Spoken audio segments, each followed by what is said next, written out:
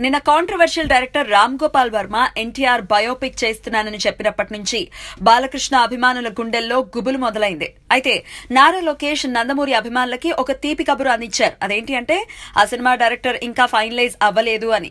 తాను పోర్చుగల్ వెళ్లినప్పుడే మావయ్య బాలకృష్ణతో ఎన్టీఆర్ బయోపిక్ గురించి చర్చించుకున్నామని, బాలకృష్ణ నటిస్తున్నాడు కాబట్టి దర్శకుడు ఎవరైనా హిట్ కొట్టడం ఖాయమని, అయితే దర్శకుడు ఎవరన్న విషయంలో ఇంకా ఆలోచించలేదని, వర్మ ఖరారైనట్లు వస్తున్న వార్తల్లో వాస్తవం లేదని చెప్పారు.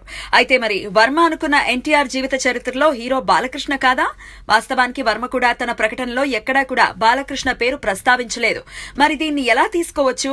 వర్మ బాలయ్య బాబుని ఒప్పించే ప్రయత్నంలో ఉన్నాడా, లేక వేరే ఎవరైనా హీరోతో ఈ సినిమా తీద్దామనుకుంటున్నాడా? వీటిపై క్లారిటీ రావాలంటే మాత్రం ఇంకొన్ని రోజులు ఆగాల్సిందే.